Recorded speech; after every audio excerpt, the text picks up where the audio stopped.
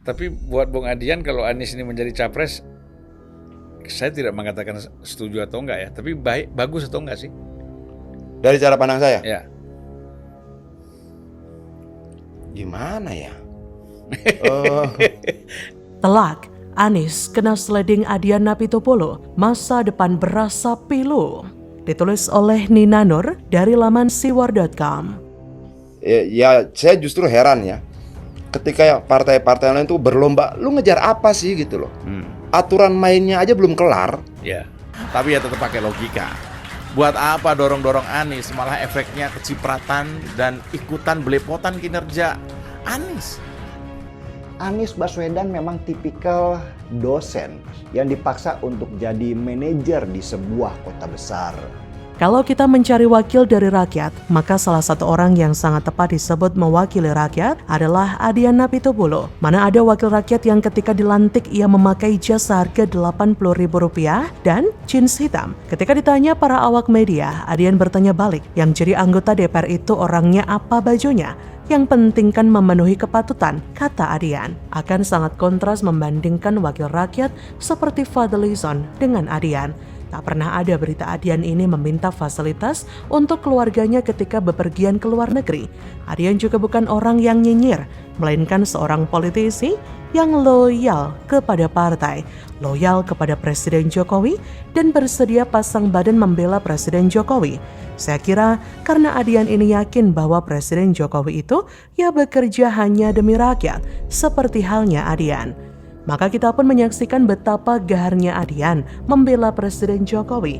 Dalam ajang Pilpres 2019 lalu, Adian selalu memenangkan debat sengit dengan para jubir lawan politik Presiden Jokowi.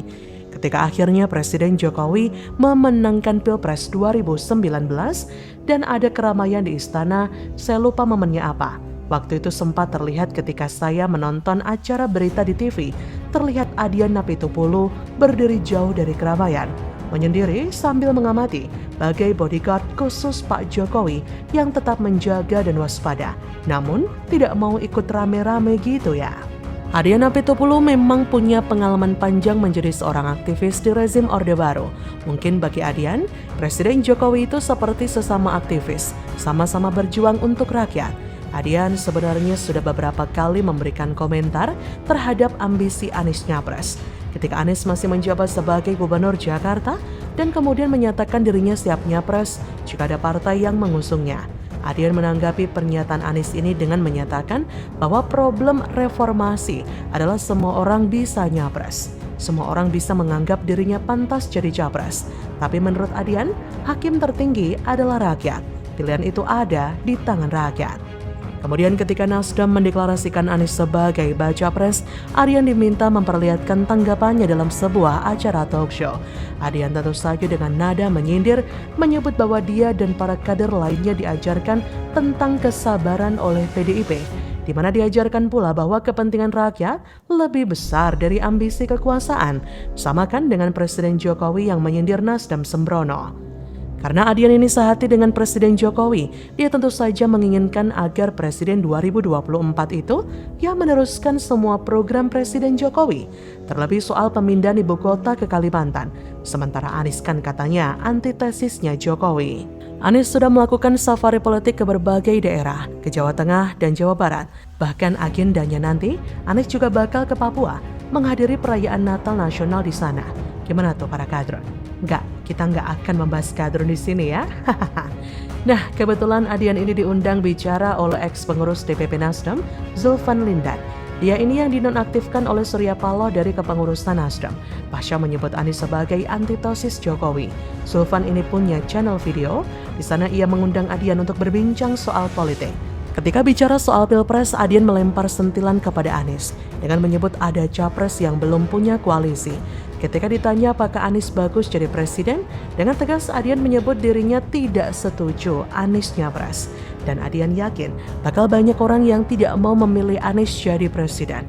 Pengalaman Anies dalam memimpin Jakarta jadi alasannya. Anies banyak meninggalkan permasalahan di sana. Salah satunya masalah kemiskinan dan kesejahteraan rakyat.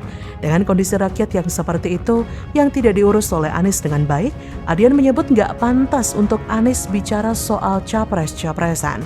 Adian juga mengingatkan bahwa Presiden Jokowi memikirkan siapa pemimpin yang bisa melanjutkan program-program beliau, seperti pembangunan infrastruktur dan program Ibu Kota Negara baru. Jangan sampai sudah dirintis, tapi malah berhenti karena tidak satu visi. Adian juga menegaskan bahwa menurut dia, Anies tidak akan melanjutkan program IKN. Adian kemudian mengulang istilah yang dipakai Zulfan, bahwa Anies adalah antitesisnya Jokowi. Tegas dan lugas ya pernyataan Adian itu, ada sebab dan ada akibat. Dan sekali lagi Adian memperingatkan Anies bahwa rekam jejaknya di Jakarta bakal jadi hal yang merugikan dirinya dalam proses mau nyapres. Sekarang saja sudah mulai kelihatan kok, dengan adanya pengganti Anies, Heru yang mulai menangani masalah banjir dengan sangat serius. Pengerukan dilakukan di berbagai kali di Jakarta. Lalu normalisasi Sungai Ciliwung juga dilanjutkan, dari yang mandek sama sekali di era Anies. Ini kan sungguh memalukan ya untuk Anies. Makin Heru Budi bekerja keras di Jakarta, makin kelihatan kalau Anies itu nggak bisa kerja. Heru Budi kan orangnya gercep sat. Anies makin kelihatan hanya bisa mengolah kata tanpa kerja nyata. Apa yang mau dikampanyekan Anies untuk mengangkat citranya sebagai capres? Lawan politik Anies bakal dengan mudah memojokkannya. Tinggal ngobrol aja sama warga Jakarta. Banyak sekali borok Anies yang bisa dikumpulkan, lalu dilemparkan ke mukanya. Tanpa Anies bisa memperbaikinya, kan sudah habis masanya Anies berkuasa di Jakarta. Makin maju Anies sok nyapres, makin terungkap pula kejelekannya. Atas kesaksian warga Jakarta sendiri pula. Sekarang Anies baru sadar kali ya bahwa yang dikatakan Adian itu benar. Bahwa rakyatlah yang jadi penentu nasib Anies. Kalau dulu jahat sama rakyat, tidak mengurus rakyat dengan baik, ya sekarang bakal menuai karmanya. Selalu dari kura-kura. Bagaimana menurut Anda? Akan dirombak total apa yang dikerjakan Pak Jokowi 10 tahun kalau Anies memimpin. Ya, kita melihat di sini ada beberapa prioritas, ya tentu akan ada penyesuaian. Kadrun korupsi 8 triliun lupa ngajak. Anies tuding era Jokowi pembangunannya tanpa gagasan dan pikiran. Lah emang DKI era Anies ada gagasan yang berhasil? Tapi kita bersyukur 5 tahun Tuhan izinkan kasih ke orang yang pintar ngomong untuk kerja. Ex-Gubernur DKI Jakarta yang kini menjadi bakal capres atau bacapres Koalisi Perubahan untuk Persatuan (KPP), Anies Baswedan, kembali mengutarakan pandangannya tentang Indonesia ke depan. Anies menyebut Indonesia dikagumi oleh negara-negara lain, bahkan menyebut di awal-awal Republik Indonesia berdiri, mereka menjadikan Indonesia sebagai role model mereka untuk belajar. Salah satu yang membuat negara lain kagum adalah pernyataan kemerdekaan sebagai bangsa Indonesia, bukan mengedepankan perbedaan suku, bangsa, dan agama. Menurut Anies, di masa-masa awal kemerdekaan nilai kebangsaan yang ditonjolkan para founding fathers sangatlah kuat. Hal itu menurut Anies harus menjadi pegangan dan gagasan Indonesia, di mana saat ini untuk menyiapkan diri di masa yang akan datang. Hal penting ini menurut Anies harus dikembalikan di masa sekarang, yang mana harus jadi pegangan para pemimpin untuk mengambil kebijakan berdasarkan gagasan dan pikiran yang tepat. Pembangunan ke depan menurut Anies tidak bisa hanya sekedar membangun, tapi memerlukan gagasan sebagai kompas bangsa. Sudah tidak diragukan lagi memang dengan mantan dosen yang satu ini yang sangat lihai mengolah kata. Kehebatan untuk merangkai kata demi kata menjadi sebuah teori merupakan talenta Anies yang telah diberikan Tuhan. Namun jangan ditanyakan masalah praktik di lapangan, karena hasilnya akan sama, yaitu hanya teori dan retorika. Dalam hal ini Anies lebih cocok sebagai pembicara untuk sebuah seminar daripada bekerja sebagai pemimpin besar. Pasalnya ketika memimpin DKI dulu, beragam tugas untuk membangun dan menata kota tidak sebanyak kata-kata yang telah Anies lontarkan. Triliunan kata-kata yang Anies sudah buat untuk menghipnotis warga Jakarta sebanding dengan triliunan APBD yang telah menguap entah kemana. Pembangunan dan pengelolaan kota hanya ditutupi dengan kata-kata. Pernyataan Anies di atas seperti menuding pemerintahan Presiden Jokowi yang hanya membangun infrastruktur tanpa dasar dan gagasan. Bahkan sebuah akun di medsos Twitter @murtadawan1 menyindir kasus yang menimpa Sekjen Partai Nasdem, Johnny G. Plate, yang terjerat kasus korupsi 8 triliun. Menurutnya, terbongkarnya kasus ini menjadi cocok dengan mentalitas para pendukung Capres Anies. Ia bahkan tak segan-segan menuding kasus korupsi ini sebagai kadrun Koalisi 8 triliun. @murtadawan1 juga meluapkan kekecewaannya dengan pernyataan Anies saat mendatangi kantor DPP Nasdem usai ditangkapnya Plate oleh Kejagung.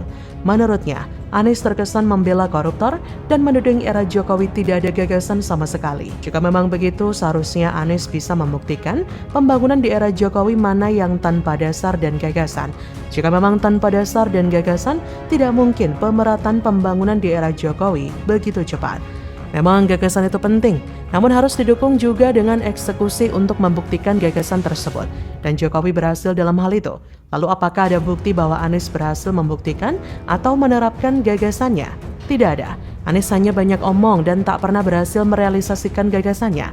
Perlu diingat bahwa Anies sudah banyak membuat sejuta gagasan yang membuat warga Jakarta terbuai dengan mimpi-mimpi semuanya. Anies sangat pandai membuat gagasan, tapi tak pernah dikerjakan sehingga hasilnya zonk. Membuat gagasan tanpa adanya realisasi sama saja dengan menghayal atau mimpi di siang bolong. Bagi saya, sudah cukupkan Anies untuk menipu warga Jakarta dengan olahan kata-kata yang unfaedah. Jangan lagi melakukan pembohongan dengan rangkaian kata-kata yang bisa menghipnotis orang-orang se-Indonesia Raya. Jadi bagaimana menurut Anda?